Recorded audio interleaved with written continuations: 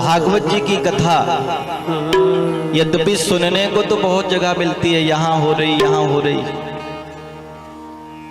लेकिन कम ही जगह हम लोग भागवत महापुराण के सार को समझ पाते हैं। समय बीत जाता, वक्त निकल जाता है, आयोजन हम संपन्न कर लेते हैं। यद्यपि ऐसा नहीं कि आयोजन हुआ तो लाभ नहीं होगा, लेकिन एक्चुअली में असल में भागवत है क्या हम समझ भी नहीं पाते, पोथी बंद हो। भागवत बहुत महाग्रंथ है, ये महापुराण है। बहुजन्म भाग्य उदयन, जब बहुत जन्मों के भाग्य का उदय होता है तब भागवत महापुराण की कथा सुनने का अवसर जीवन में मिलता है। भागवत की तो इतनी महिमा है कि आधे श्लोक को भी ठीक से समझ जाए व्यक्ति तो ही जिंदगी बेड़ा पार है। पूरा तो छोड़ दीजिए, 18,000 श्लोकों में से उसमें से एक श्लोक का आधा तो सब उतर गया।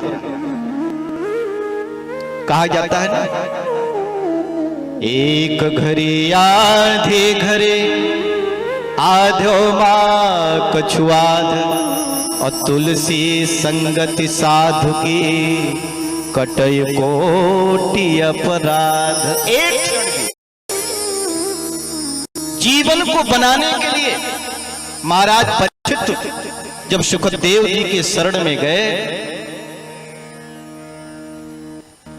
यद्यपि जब सुखताल पर महाराज 0,000 महात्मा पधारे, श्रीमन नारायण के पुत्र हुए ब्रह्मा, ब्रह्मा के पुत्र हुए वशिष्ठ, वशिष्ठ के पुत्र हुए शक्ति, शक्ति को छोड़ करके शक्ति के पुत्र हुए पाराशर, और पाराशर के पुत्र हुए वेद व्यास, वो भी वहां उपस्थित हैं। वशिष्ठ जी उपस्थित हैं, पाराशर जी उपस्थित हैं, व्यास जी उपस्थित हैं, नारद, चरक, श्रुति, याज्ञवल्क्य, लकड़ाद, प्रहलाद, सारे ऋषि विराजमान हैं। लेकिन किसी के अंदर ये सामर्थ्य नहीं थी कि महाराज तक्षक नाग काट लेगा, उनकी मृत्यु हो जाएगी, तो इनकी मुक्ति का उपाय क्या है। लेकिन जब सुखदेव जी पधारे तो उनके पिताजी भी खड़े हो गए, दादा सब संत खड़े हो गए, क्योंकि सुखदेव कौन, वो भूत हृदय। प्यारे बहनों, कल हम लोग श्रवण कर रहे थे, यद्यपि आप सब बड़े विद्वत जन हैं, कथा सुनते रहते हैं और बहुत सारी कथाएं आप मालूम भी है, लेकिन मैं ध्यान दिला रहा हूं। आत्मदेव जी की संतान नहीं होती थी, सन्यासी के कहने पर उनकी कृपा से उनकी संतान हुई और नाम रखा धुंधकारी। और गाय को फल खिलाया था, उस गाय से भी एक बच्चा पैदा हुआ जिसका नाम रखा गोकर्ण। गोकर्ण जी परम ज्ञानी हुए, विद्वान हुए, धुंधकारी महाखल हो गया और इतना दुष्ट हुआ, इतना पापी हुआ कि चिता पर मुर्दा रखा हुआ है, उससे भी छुआ हुआ अन्न या कोई वस्तु खाने की मिल जाए तो खा लेता था, कोई परहेज नहीं।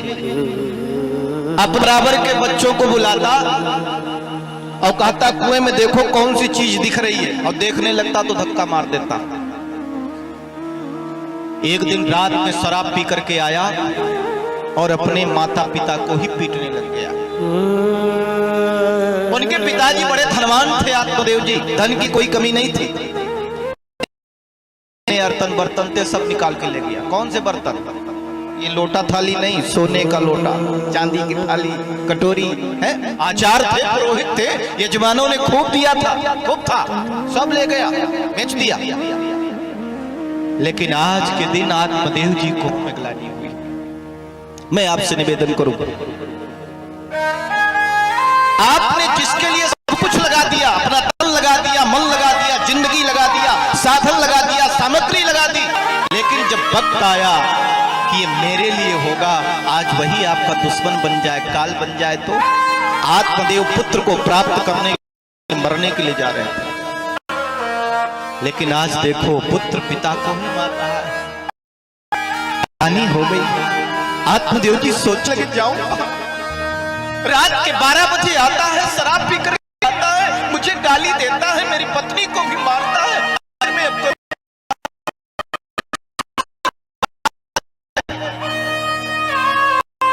कि इस पुत्र और परिवार के चक्कर में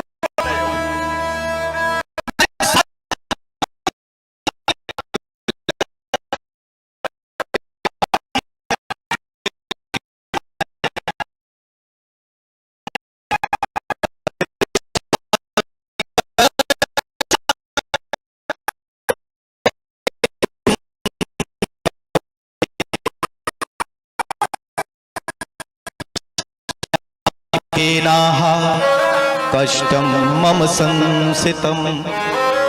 मैं कहां जाऊं, कहां रहूं? इतनी सामर्थ्य मेरे अंदर नहीं है कि मैं जंगल में जाकर के तप करूं, तपस्या करूं और अपना प्राण त्याग दूं। आखिर में जाऊं कहां, कैसे मुक्ति हो? बोधयामास जनकम वैराग्यम परिदर्शन। देखिए, जब इस प्रकार के भाव उत्पन्न होने लगे तो वहां पर गोकर्ण जी पधारे, जो गाय से बालक उत्पन्न हुआ था। तीर्थ यात्रा करके आए, हाथ जोड़ करके आत्मदेव बोले, पुत्र गोकर्ण, अरे गोपुत्र मेरा मार्गदर्शन करो। ये तुम्हारा भाई जो है धुंधकारी, शराब पी करके आता है, रात गाली देता है, मुझे भी मारने के लिए दौड़ता है, तुम और अपनी माता को भी पीटता है। आखिर में अब करूं तो करूं क्या, जाऊं तो जाऊं कहां, मैं क्या करूं, कहां जाऊं? जिंदगी तो है ना, जब लोगों को बुढ़ापा आता है, बेटा भी छोड़ के चला गया, बच्चे भी चल गए, कोई साथ में नहीं है। हमने ऐसे ऐसे परिवार को देखा है, धन बहुत कुछ है लेकिन घर में कोई नहीं है। पानी मांगना भी तो नौकर बेचारा लाके दे दे, जिस दिन नहीं आया उस दिन प्यासे ही रह गए, भोजन भी नहीं मिलता। अंदर से आत्मग्लानि होती है। तो देखिए, यहां पर गोकर्ण जी का उपदेश हम सबके लिए है। गोकर्ण जी क्या कहते हैं, पिताजी आप किसके चक्कर में पड़ रहे हैं, आप किससे डर रहे हैं? असारः खल संसारो दुख रूपी विमोहकः। ये संसार जो है ना, बोले असार है, असार खल संसारो, ये संसार ही असार है। अच्छा ये बताओ, जहां सार ही नहीं है, असार है, वहां जाने से फायदा लाभ मिलेगा? इस दुनिया का क्या नाम है, मित्र लोक। यहां है क्या, बोले दुख्यालय, दुख्यालय। तो पहले दुख मिलेगा फिर सुख मिल सकता है। अच्छा ये बताओ, मेडिकल की दुकान में जाएं और कहें भाई साहब गरम गरम 4-5 समोसे निकाल के दो, देगा? और होटल में जाएं और कहें सुनिए 2-4 टेबलेट दीजिए, आवश्यकता है, देगा? कहेगा दिखाई नहीं देता। यहाँ पे क्या चीजें मिलती हैं? कहने का प्राय जहां जो वस्तु मिलती है वहां मांगोगे मिल जाएगा, लेकिन जहां जो वस्तु उपलब्ध ही नहीं है वहां मांगोगे कहां से मिलेगा? कहते पिताजी ये संसार ही असार है, ये दुनिया ही दुख्यालय है, यहाँ सुख की आशा मत करो। और आप कहते पुत्र, पिता, भाई, बहन, चाचा चाची, नाना नानी, परिवार, बोले ये सब स्वार्थ के लिए। क्या कहते हैं? सुतम कस्य धनम कस्य स्नेहा वांछते लिसम।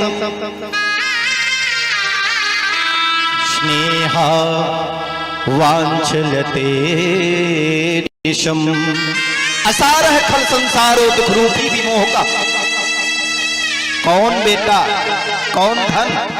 अच्छा बताओ, कितना भी धन आपके पास में हो जाए, लेकिन किसी की मृत्यु होने से धन बचा सकता है क्या? जिस दिन उसका समय आ गया उस दिन कोई रोक सकता क्या? नहीं रोक सकता, आदमी को चले ही जाना है। और कहते कहते गोकर्ण जी कहते पिताजी सुख किसको है? न चंद्रस्य सुखम किंचित सुखम चक्रवर्ती रहा। चंद्रमा को भी सुख नहीं है, चक्रवर्ती राजा को भी सुख नहीं है, तो बोले सुख किसको है? तो सुखमस्ति विरक्तस्य मुनेरे कांति जीवनम। सुख है विरक्ति को।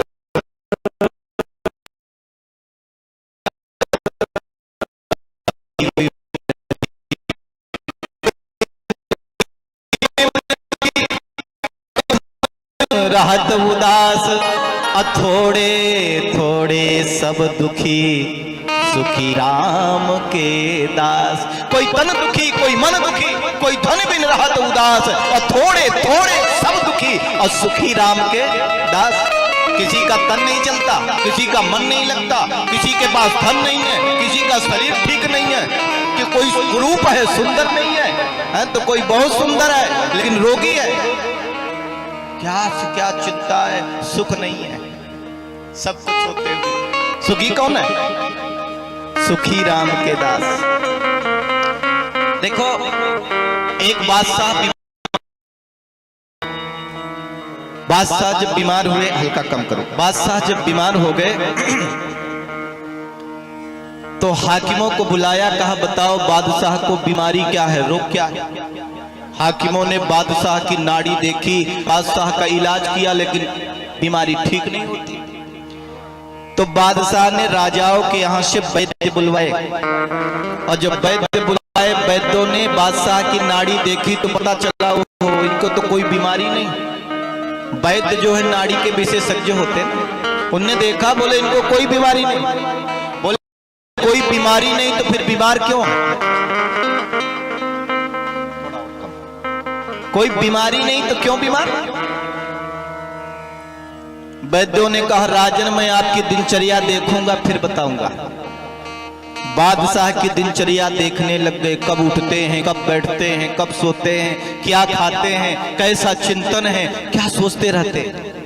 3 बीत गए। 3 दिन में वैद्यों ने कहा राजन आपकी बीमारी का पता चल गया। बोले इलाज करो।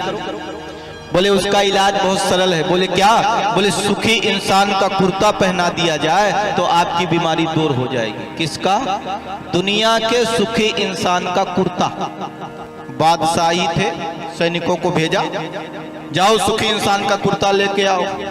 और देखो सैनिक दौड़ते दौड़ते कहाँ पहुंच गए? खटखरी में पहुंच गए। खटखरी में आए और उन्होंने कहा देखो तो सही यहाँ मालदार आदमी कौन है।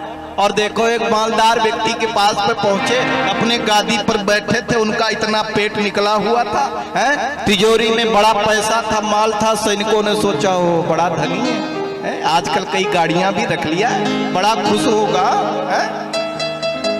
सैनिकों ने कहा सुनो आप सुखी हो क्या? उन्होंने कहा दिखाई नहीं देता।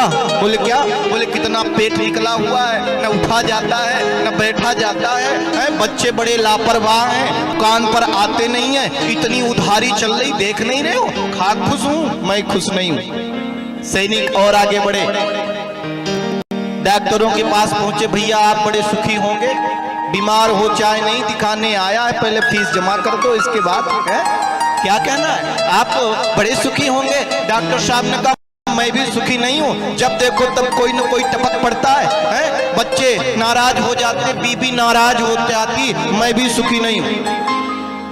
इंजीनियर साहब के पास पहुंचे, उनने कहा मुझे भी सुख नहीं है, आजकल प्रोजेक्ट ठीक नहीं मिल रहे। और आगे बढ़े, नेताओं के पास पहुंचे, बोले बड़े मुश्किल से विधायक बना हूं, अगली बार रहूंगा, कोई भरोसा नहीं है, कोई ठिकाना नहीं। मंत्री के पास पहुंचे, बोले हालत खराब है। और आगे बढ़े, सुखी इंसान नहीं मिला। सैनिक निराश होकर के लौट रहे थे, अचानक देखा एक नदी में से एक नाविक नाव चला रहा है, और नाव चलाते चलाते मस्ती में गाने गा रहा है। सैनिकों ने सोचा हो सकता है यही सुखी हो। सैनिकों ने आवाज लगाई, सो बोले क्या? बोले तुम सुखी हो क्या? बोले हाँ। बोले इधर आओ। पास में आया, ध्यान से देखा तो उसके तन पे कपड़े ही नहीं है, खाली लगोटी लगाया। सैनिकों ने कहा वाकई तुम सुखी हो? बोले बहुत आनंद है, बस मस्ती से नाव चला। सैनिकों ने कहा सुनो जाओ अपना कुर्ता लेके आओ। बोले क्यों? बोले तुम्हारा कुर्ता बादशाह को चाहिए। उसने कहा मेरे पास जो है इतना ही है, इससे ज्यादा कुछ नहीं है, बस ये लगोटी जो पहने हुए, एक लगोटी उधर टकी है, जाएंगे दूसरा पहन लेंगे, बाकी कुछ नहीं है। बादशाह के पास उसे पहुंचाया गया और बादशाह को पता चला सुख आत्म संतोष में है।